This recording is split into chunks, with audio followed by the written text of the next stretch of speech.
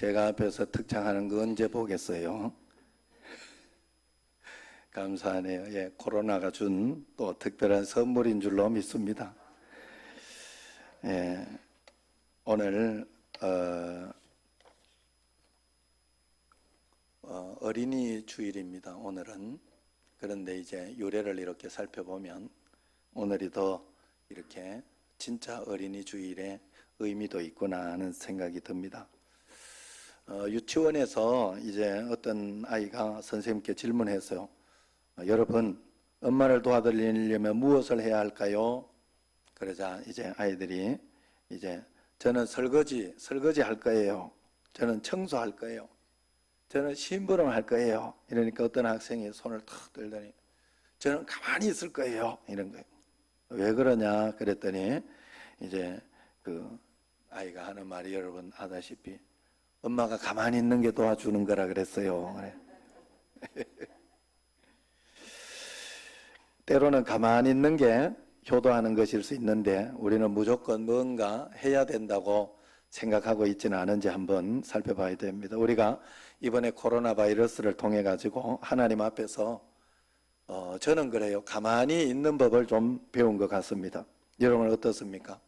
이제 많이 회복이 되었으니까 더 그래도 겸손하게 교만하지 말고 그 다음 주일부터는 이제 찬양대도 좀 하라고 했는데 그래도 한 2주 지금 더 잡힐 때까지는 마스크를 쓰고 좀 해주시라고 그렇게 부탁은 했습니다. 그리고 또 이제 다음 주부터 오후 예배 식사 또 이런 것을 하려고 하는데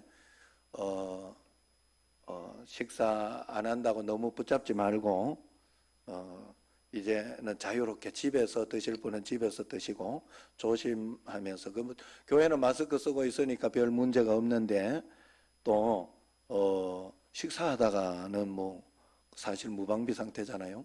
그러니까 그런 것은 생각하시고 감안하시고 그래서 자유롭게 좀 하는 것도 좋을 것 같고 이번 주일 한 주일을 보겠습니다. 교회에서 보고 이제 금요일이나 이때쯤 판단을 하도록 할게요.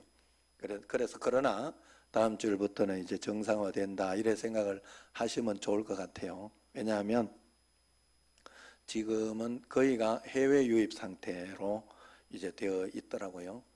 지난번 예천에 경상도에 1명 어제 아래 그죠? 그리고 그 전날도 전부 해외 유입. 국내에는 없고 해외 유입으로 되는데 그 경상도 경북 거기는 예천은 그때 일어난 사건 때문에 아마 그렇고 경북 예천에서 그 한 분이 일주일 동안 이제 확진자였는데도 모르고 다녔어요. 그랬는데 경북에서는 40~50명 확진자가 나와버렸고 부산에서도 똑같은 상태로 똑같은 상황으로 한 명이 일주일 동안 다녔어요. 그런데 부산에서는 한 명만 확진자가 나왔어요. 이유는 마스크였다고 해요. 마스크. 그러니까 우리가 더 이렇게 밖에 가셔서 여러분 사실은 뭐 교회에 이렇게 오셔서는 좀 덜 해도 될지 몰라요. 오히려. 그러나 밖에 가셔서 여러분들이 정말 조심해야 돼요. 조심해야 돼요. 지금 같은 경우에는 오히려 이제 그런 상황을 여러분들이 아시고 조심해서 예배를 위하여 온전한 예배 하나님께 영광 돌리는 예배를 위하여 우리가 다른 곳에서 조심해 줘야 되지 교회에서 조심하고 다른 곳에서 함부로 하시면 안 돼요. 그건 잘못된 신앙입니다. 그래서 하나님 앞에 우리가 이 예배를 잘 지키기 위하여 그렇게 해주시면 좋겠습니다. 오늘은 어린이 주일인데 어떻게 어린이날이 생겼는지 한번 여러분 아시는 분도 있겠지만 한번 유래를 제가 말씀드릴게요. 옛날에는 어린이들을 굉장히 무시했죠. 함부로 대했어요. 그래서 이런 말이 있었어요. 19세기는 여성을 발견했고 20세기는 어린이를 발견했고 21세기는 노인을 발견했다. 이런 말이 있어요. 이게 무슨 말인가 하면 19세기 때 이제 여성 인권이 확립이 되고 여성의 지위가 높아진 거죠. 20세기는 이제 어린이들의 인권이 다시 확보가 됐다 하는 그런 뜻입니다. 그리고 21세기에는 노인들, 문제가 심각하니까 이 노인의 문제를 이제 노인 복지 이런 것들이 굉장해졌다는 소리지요. 사실은 우리나라도 지금 사실 노인 복지나 이런 선진국으로 가면 갈수록 굉장해요. 사실은. 그래서 그런 부분에 있어서 합니다. 그래서 어느 목사님이 그 후배 목사님이 그러더라고. 우리 아버지 어머니는 오히려 뭐 이렇게 노인 복지로 받는 것 때문에 일하러 나가면 또 이렇게 못 받는 게 있대요.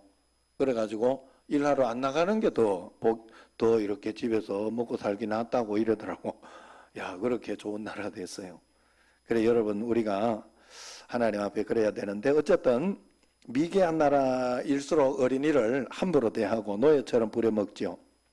20세기까지만 해도 우리나라도 어린이를 함부로 대하고 그랬다고 그래요. 그래서 막 애들 크고 이러는데 보호하거나 뭐 그런 게 어디 있어요. 그냥 팔아먹듯이 정말 어디 이렇게 식모살이 보내고 집에 그거 이제 돈 좀 받고 보내고 뭐 이런 식으로 또 그렇게 하는 게 굉장히 많았죠. 그래서 1920년대 우리나라가 식민지로 있을 때 어린이라는 말이 없었다고 그래요. 그냥 이 새끼, 저 새끼, 이놈, 저놈, 야 이놈 이러면서 그냥 그렇게 하는 말밖에 없었다고 그래요. 그런데 이제 그때 유학생이었던 방정환 선생이 이제 우리나라 미래는 어린이를 귀하게 여기는 데 있다. 어린이를 잘 키워야 된다 하는 그런 생각을 하고 그걸 주장하고 방학 때 귀국해가지고 어린이에게 존댓말을 쓰자 그러면서 캠페인을 했다고 해요. 그래서 지금도 사실은 뭐 가정에서 이렇게 어린 아이들이나 이렇게 자녀들에게 존댓말을 쓰면서 서로가 존댓말을 쓰도록 하는 훈련도 하죠. 그래서 그때 처음으로 어린이라는 말이 나왔다 그래요. 어린이라는 말은 어리신이라는 존댓말이에요. 어리신이다. 그냥 어리신이 그런 뜻의 어린이에요. 그러니까 그때 처음으로 이 말이 되었다고 해요. 그래서 어린이도 인격적인 사람이라고 선언하고 어린이날을 1922년 5월 1일로 처음에는 정했다고 그래요. 그리고 난 뒤에 그 다음에 23년에 어린이 잡지를 창간하고 색동회 여러분 들어보셨죠? 색동회 창설해서 어린이날에 그 유래가 됐다고 합니다. 그러고 난 뒤에 그러면서 어느 때부터인가 5월 1일을 어린이날로 지키지 않고 그때만 해도 뭐 이런 게 저런 게 없으니까 어린이날이 언제였던가 하면요 5월 들어가지고 첫 번째 주일 그걸 어린이날로 쳤어요. 그래서 아마 가족들이 그 주일이니까 쉬니까 이렇게 어린아이 데리고 어디 좀 놀러도 다니고 그러라고 한가 보죠. 그래서 그게 어린이날이었는데 이제 해방 이후에 첫 번째로 이제 어린이날을 첫 번째 주일이 이제 해방 이후에 첫 번째 주일 어린이날이 되었어요. 그 날이 언제인 줄 아세요? 야, 머리가 좋으신 거예요, 이거는. 예, 5월 5일이었어요. 그 이후로 날짜와 첫 번째 주일을 지킨 게 아니라 5월 5일을 어린이날로 계속 정해서 지금까지 왔다고 해요. 여러분 그런 일이 있습니다. 여러분 성경에서도 이렇게 보면 어린이에 대해서 굉장히 귀하게 여기는 사상이 있어요. 왜냐하면 그게 바로 쉐마 사상이잖아요. 쉐마 사상. 어린이 자녀에게 계속 잘 가르쳐서 신앙을 계승시켜야 하는 게 쉐마 교육 아닙니까? 쉐마 교육. 그러니까 세마 교육이라는 것은 어린이를 이미 귀하게 여기는 정신이 그 속에 있다 하는 것입니다. 또 구약의 신약에서도 예수님께서 어린아이가 내게 오는 것을 막지 마라 하면서 굉장히 귀하게 여기고 어린아이를 사랑했다는 것을 볼 수 있습니다. 그렇다면 이런 어린이, 귀한 어린이들에게 우리가 진정으로 가르쳐야 하는 것이 무엇이냐? 성경에서는 참된 믿음을 가르쳐야 된다 이야기를 하고 있습니다. 믿음이 잘못되면 다 잘못된다는 거예요. 여러분 사실 이단이나 이런 게 빠질 때에도 참된 믿음이 아니라 신앙이 잘못되니까 이단에 그대로 빠져가지고 거기에 헤어나오지를 못하잖아요.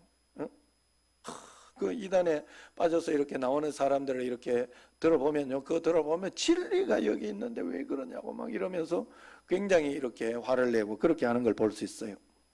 마찬가지예요. 우리가 믿음이 바로 서지 못하면 우리의 삶도 마찬가지예요. 여러분들이 믿음이 바로 서지 못하면, 오늘도 제가 이렇게 교정도 해주고 이야기를 했잖아요. 특별한 때에는 실시간으로 예배 드리고 그렇게, 오늘도 지금 지금 상황 가운데 어경기 집사님이나 이런 분들은 자녀와 또 이런 걸 통해 잘 드리는 걸로 제가 알고 있어요. 또 지금 또 오늘 또 오려고는 했는데 허효선이 같은 경우에도 배탈이 나가지고 지금 움직이지를 못해가지고 지금 집에서 예배를 드리겠다고 그렇게 연락이 왔어요. 급하게. 원래 예배 드리려고 지금 어제 시골 갔었는데 예배 드리려고 아버지가 일부러 여기에 실어줬는데 지금 못 나오게 생긴 거예요. 그럴 때 우리에게 필요한 게 이 실시간 예배예요. 그러나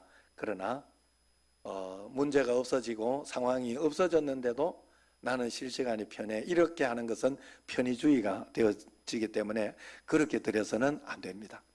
여러분, 정말로 하나님 앞에서 우리가 그 믿음, 참된 믿음, 교회에서 왜 모이라고, 하나님께서 왜 모이라고 하는 데에는 이유가 있겠지요. 만약에 내가 실시간 예배도 잘 드리고 이렇게 했다고 해서 다른 사람을 전도하고 그러면 어디다 데리고 가요? 방송으로 데리고 갈 거예요? 할 수 없잖아요. 그러니까 여러분들이 그런 것들을 잘 생각하시고, 또 그러나 또 필요할 때는 필요한 대로 잘 활용하시고, 저는 그래서 어떤 분들이나 이런 분들은 오히려 평상시에는 새벽 기도를 못 하다가도 이제 이럴 때에는 그 실시간으로 하니까 새벽 기도를 그것이 남아 이렇게 하는 분들도 있더라고요.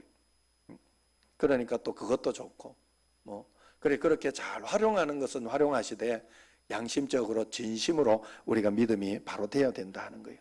그래서 믿음은 믿는 사람의 숙제이자 믿는 사람의 삶의 행동 양식이죠. 실제 행동 양식입니다. 이 믿음이라는 게 뭐냐? 믿음에 대해서 먼저 이야기할 때 우리가 먼저 알아야 되는 게 있어요. 참 감사한 것은 믿음은 내가 믿고 싶다고 믿는 게 아니에요. 사실은 믿고 싶다고 막 이렇게 믿고 싶은 마음만 있어도 하나님은 우리에게 믿음을 선물로 딱 주시긴 해요. 그러나 사실은 여러분 한번 가정이나 이렇게 보세요. 오늘 한재현 집사님 오랜만에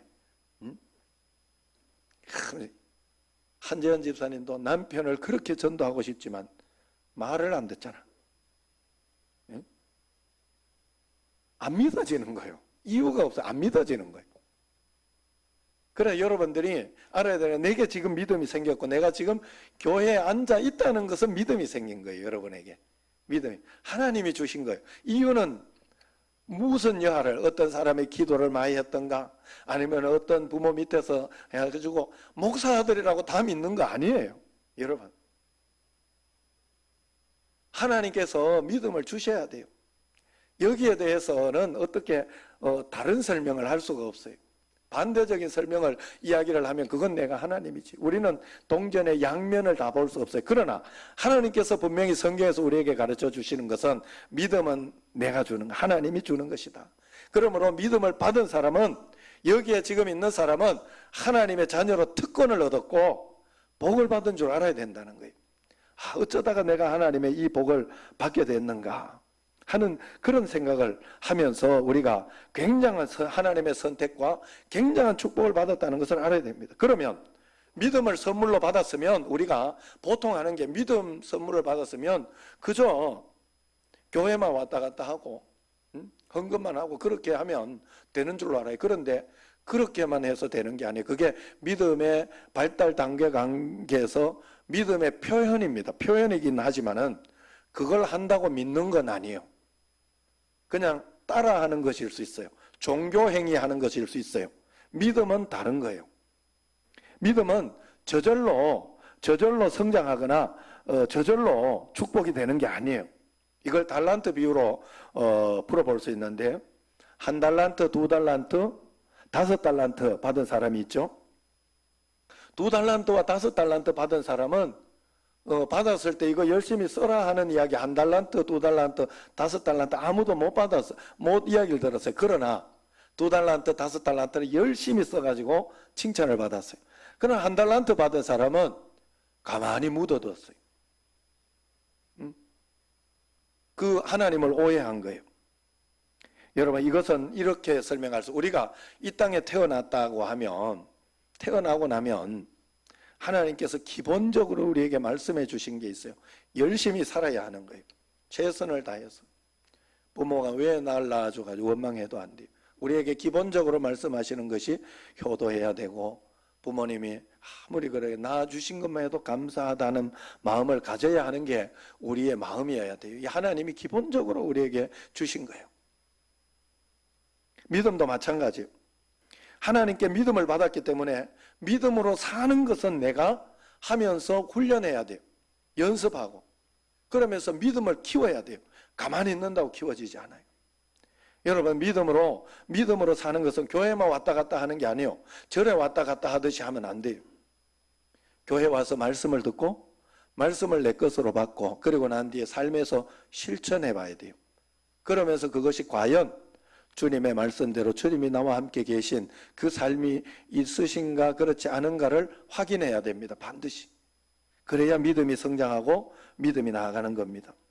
그런데 내가 이렇게 최선을 다한다고 해서 하나님이 믿음을 그저 두고 난 뒤에 그렇게 하실까? 그건 아니에요. 하나님이 우리가 믿음으로 살려고 하면 도와주셔요.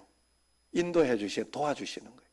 이게 하나님 앞에서 믿음의 신비입니다. 그렇다고 하나님이 또 자기 마음대로, 우리는 하나님의 음성을 듣고 사는데 하나님이 자기 마음대로 우리를 막 이끌어 가지도 않아요. 우리의 마음, 우리의 기분, 우리의 어떤 그런 것을 잘 받아주면서 그걸 통해 가지고 동행하고 동력하신다. 하나님은 영으로 계신 하나님이 지금 우리와 함께 계셔서 동행하고 동력하는 게 우리의 믿음이어야 돼요. 그래서 여러분들이 믿음을 이렇게 어떻게 해야 되나? 지금 주님이 함께 계셔서 지금 이거 보고 계시고 도와주고 계시고 인도하고 계시다는 게 실제로 여러분들이 믿음으로 살아내야 돼요. 마음속에서. 여러분 꼭 그렇게 해야 돼요. 자꾸 잊어버리고 하루 동안 생각도 안 하고 있다가 저녁에 기도할 때는 한번 다시 생각하고 하는 게 우리의 현상이지만, 그래서 우리가 기도를 시간을 늘리고 예배 시간을 더 늘리고 그렇게 하는 이유가 거기에 있어요. 왜냐하면 최소한 예배 드릴 때라도 주님 생각하고 주님을 의식하기 때문에 그렇습니다. 그리고 주의 말씀을 듣고 그렇게 하기 때문에 그때는 주님과 동행하는 어떤 그런 시간이지요. 일종의. 그리고 여러분, 이것이 실제로 우리가 지금 실시간으로 예배를 드리고 있으면서도 예배 드리고 있는 분들이 저기에 이 사람은 이런 이유로 저런 이유로 지금 예배를 드리고 있는데 그것을 없는 줄로 생각하고 왜 예배 안 드리고 왜 지금 한 번도 안 보이냐 막 그러면서 이렇게 책망을 하고 이야기를 하면 안 되잖아요. 그리고 저도 예배를 드릴 때 지금 다른 곳에서도 함께 예배를 사실 지금 새벽기도 같은 경우에는 나와서 실시간으로 예배 드리는 분들하고 또 영상으로 예배 드리는 분들하고 인원이 오히려 영상으로 예배 드리는 분이 많을 때가 있어요.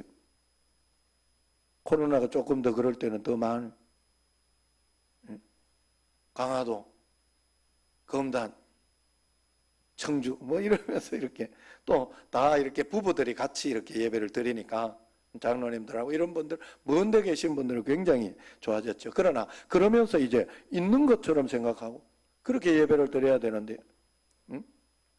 그 저번에 이렇게 한번 어떤 장로님한테 그 예배 좀 잘 드리시고 그래 하라고 이러니까 그 장로님 저보고 하는 소리 안 보여요? 이러더라. 사실 안 보이지. 그러나 보이는 것처럼 드려야 돼. 왜냐하면 같이 예배 드리고 있으니까. 여러분, 이것과 참 비슷해요. 믿음으로 산다는 건 하나님이 지금 나와 함께 계신데 하나님과 우리는 존재 자체가 달라요. 그렇기 때문에 훈련해야 돼요. 사실 개의 언어와 우리 사람의 언어가 다르잖아요. 그러면 알아들으려고 하면 개는 반드시 훈련해야 돼.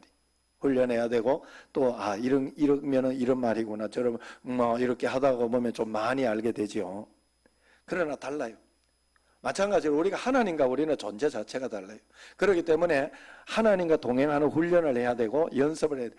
금방 처음부터 다 되는 일은 없어요. 운전을 해도 여러분 운전을 해도 금방 처음부터 다 되지 않아요. 절대로. 계속 훈련하고 이렇게 해야지 나중에 이게 되잖아요. 처음부터 이렇게 막 내가 축구 선수 됐다고 막 금방 잘 차고 막 그러지 않아요. 얼마나 훈련하고 연단하고 애를 쓰고 노력하고 그래야 실제가 되는 거예요. 실제가. 믿음도 마찬가지입니다. 여러분 믿음이 전부 다잖아요. 사실은 믿음이 있으면 하나님의 계획이 나에게서 펼쳐지기 때문에 우리에게 이 믿음 생활하는 게 얼마나 중요한데 이 중요한 것을 보이지 않는다고 우리는 너무 대충 하는 거예요. 대충 하는 거예요. 여기에 목숨을 걸어야 되거든요. 사실은. 그럼 믿음을 우리가 어떻게 성장시킬 수 있느냐? 믿음 성장시킬 때 대부분의 사람들이 이렇게 보면 내가 믿고 싶은 대로 믿어야지 믿어지나? 안 믿어져요. 그게. 중요한 것은 믿음이 점점 성장하면 믿어져요. 어느 날부터 믿어져요. 그리고 흔들리지 않아요. 거기에 대해서 흔들리지 않아요. 믿음이 성장한 거예요. 하나님의 역사를 많이 본 거예요. 어떻게 성장해야 되느냐 하면 첫 번째는 믿음의 기준을 가지고 정경을 가지고 있어야 돼요. 그게 뭔가 하면 바로 성경 말씀입니다. 대부분 성경대로 한다 하면서 이단들도 성경대로 한다 하면서 잘못 해석하는 거예요. 그러니까 여러분들이 교회에 와서 우리 청신제일교회 뭐 성결교회나 이런데 이단으로 규정되지 않은 교회의 그 말씀을 여러분들이 잘 들어야 돼요. 그러나 또 교회도 다 상황이 있잖아요. 청신제일교회는 청신제일교회 상황이 있고 또 다른 교회는 다른 교회 상황이 있으니까 그 교회에 따라서 또 좀 달라요.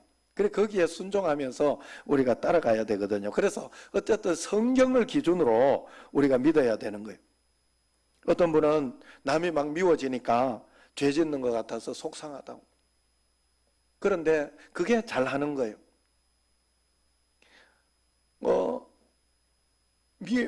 왜냐하면 성경의 기준을 보니까 원수를 사랑하라 했잖아요. 제가 몇 번 말씀드렸지만 우리 어머니가 그랬다고 하잖아요. 남편이 이렇게 바람 피우는 여자를 아는 거예요. 그 여자가 미워 죽겠다고. 어떻게 하냐? 그러면서 저 미워 죽겠다고. 난 미워 죽으면 되지 내가 속으로. 그 미친년 그거. 바람 피우면 안 돼. 미안합니다. 내가 이게 좀 강하게 이렇게 나도 속에 이게 한이 있다가 보니까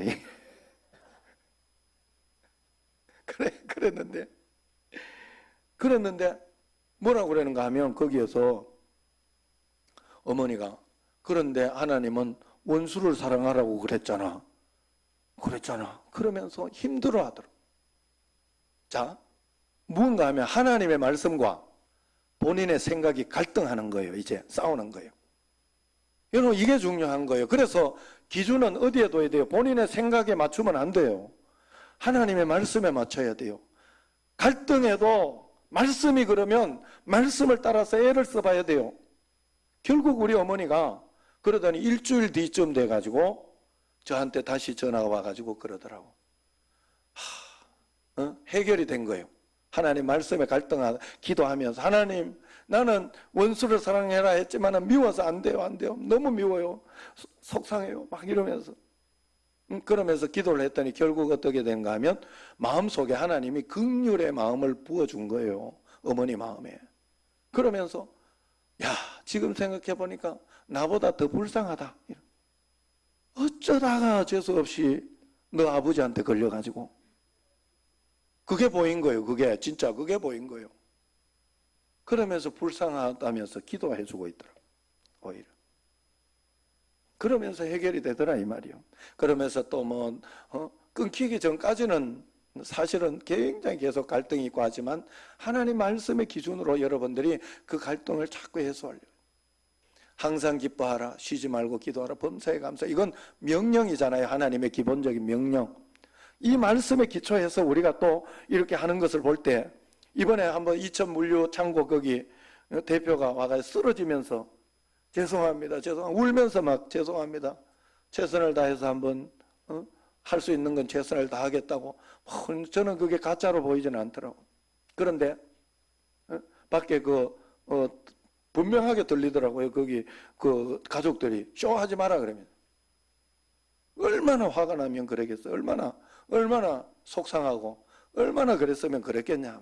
그럴 때도 어떻게 항상 기뻐하라. 말이 안 된다고, 이게 말이 되냐고 해가지고 내 마음대로 하지 말고, 물론 그래 화를 내기도 하고 속상하기도 하고 해야죠. 그렇게 하지만 하나님 말씀에 갈등은 해봐야 되는 거예요. 내가 하나님 앞에, 하나님 항상 기뻐하라고, 범사에 감사하라, 이게 뭡니까? 이게 지금 내가 그 상황이 아니지 않습니까? 어떻게 해야 됩니까? 하고 갈등하면서 그 말씀을 붙잡으려고, 말씀대로 살아보려고. 여러분, 동성애나 어떤 이런 일들이 있을 때 내 마음은 강력하게 뭔가 동성애적인, 그렇다고 그걸 다 하면 안 되잖아요. 하나님이 창조 질서가 그러면 거기에 맞춰서 하나님 앞에 갈등해보고 애를 써보고 기도해보고 해야 되는 거예요. 그게 필요하다는 거예요. 여러분, 사람이 마음에 막 살인하고 싶다고 다 살인합니까?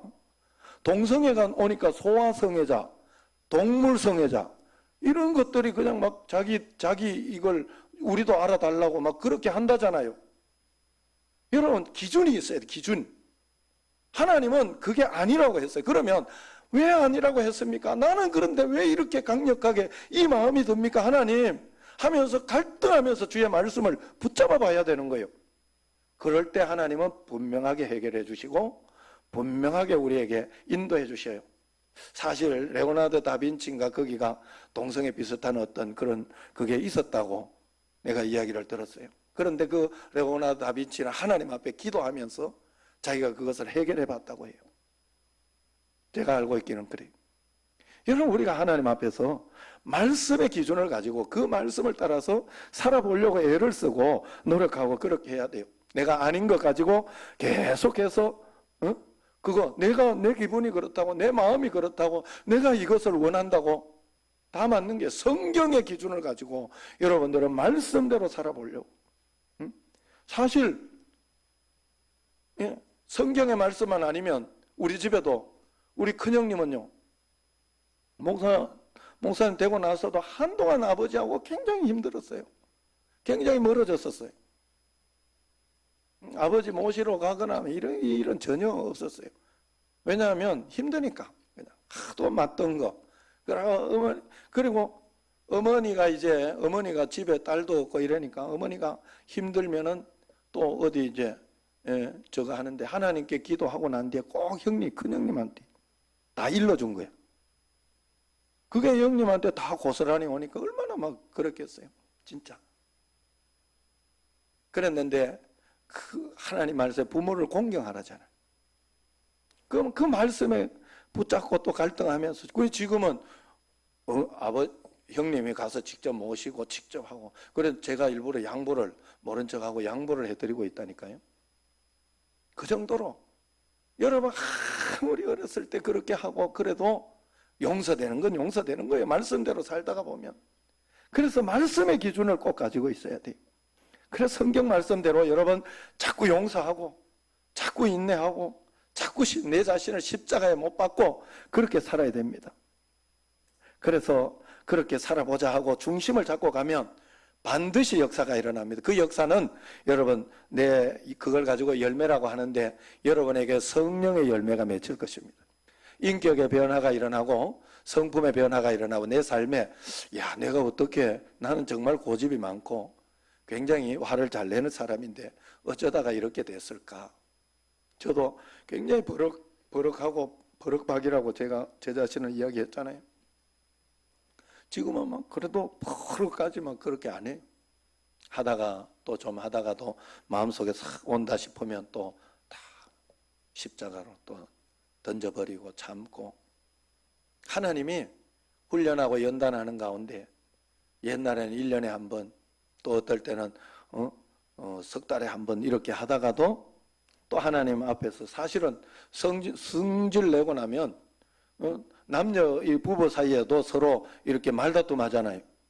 그러면 사실은 남자는 남자 입장에서 하고 여자는 여자 입장에서 이야기하는 게 굉장히 많아요. 사실 알고 보면 서로 이해를 하고 역지사지로 서로 이렇게 생각을 해가지고 이해해주면 이해 다 될 게 굉장히 많아요. 그런데 대부분 보면 남자가 잘못한 게 돼. 왜? 성경대로 이게 성내지 마라. 성경에는 성내는 것이 좋지 않다 하거든. 근데 남자는 대부분 성내거든. 말이 안 되면 화내는 걸로 그만 하니까. 그러니까 치는 게 되는 거예요. 그러나 우리가 하나님 앞에서 말씀을 꼭 붙잡고 말씀대로 어쨌든 그렇게 갈 때 하나님께서 이것이 나는 죽고 예수로 사는 거, 그러면 성령의 열매가 충만히 일어납니다. 여러분, 결론입니다. 믿음은 실제예요.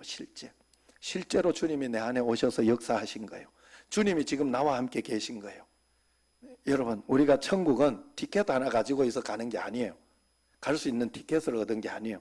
주님이 그냥 나와 함께 계셔서 내가 당연히 천국은 주님이 계신 곳이니까 당연히 가는 거예요. 마치 우리 집에 누가 성민이 친구가 우리 집에 온다 그러면 성민이 없이 오면 우리가 이상하게 봐요.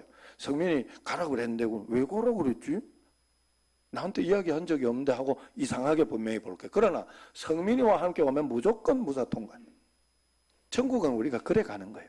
주님, 그래서 여기에서부터 주님과 함께 동행하는 삶을 살고 있는 사람이 천국 가는 거지, 여기에서는 천국 가면 내가 좋을 거야 그것만 생각하고 천국 가는 거면 아니에요. 여기에서부터 주님이 함께 계시니 하나님 나라를 사는 것입니다. 주님이 나와 함께 계시다면 분명히 음성을 들을 겁니다. 우리는 주님과 함께 동행하는, 하나님의 말씀에 순종하고 나는 거기에 따라가는 것이 분명히 있을 것입니다. 그것이 없다면 주님이 계신 게 아니지요. 그러니 여러분, 안 계신 것처럼, 처음 신앙이 어리고 그럴 때는 안 계신 것처럼 느껴져도 있다 하나님과 함께 계시다, 지금 이 문제 하나님 보고 계시다 하면서 자꾸 인정하고 훈련해야 돼요. 여러분, 그래야 여러분 이게 감각이 옵니다. 감각이 오고 그러다가 보면 기적 같은 일들이 일어나요. 우리에게 그걸 간증이라 해요. 그러면 그 간증이 일어날 때 하나님 이렇게 하셨구나. 그리고 성령님이 우리에게 가르쳐줘요. 깨닫게 해주셔요. 자꾸 깨닫게 해주셔요. 그러면 깨달으면 끝나요. 사람은 하나님의 음성 들으면 끝나요. 하나님이 우리 어머니에게 너보다 더 불쌍하다, 그 한마디 말씀에 그냥 다 해결이 돼버리는 거예요. 다 용서가 돼버리는 거예요. 하나님이 나와 함께 계신 말씀을 듣고 우리는 그것을 사는 훈련을 반드시 해야 됩니다. 예수 믿는 사람이에요. 종교생활 하는 사람 아니에요. 절에 다니는 거 아니에요. 사주팔자 굿 샤머니즘 적은 것도 아닙니다. 예수 믿는 것, 실시간 영상으로 함께 예배드리는 것을 우리가 안 보이지만 믿고 있는 것처럼, 또 우리가 바이러스가 눈에는 안 보이는데 분명히 아무 일도 없는 것 같은데도 마스크를 쓰지 않고 그렇게 하면 그것 때문에 굉장히 문제가 될 수 있다는 것을 알고 우리가 마스크를 꼭 쓰고 있는 것처럼, 라이브처럼 우리가 정말로 그렇게 믿어야 돼요. 주님과 함께 매일매일 라이브 주님, 실제적인 주님을 믿고 주님과 함께 동행하면서 매일매일 행복하고요, 복되게 하나님께서 여러분에게 계획하신 그 삶을 다 살아내는 여러분과 저가 되기를 주의 이름으로 축원합니다. 기도하겠습니다.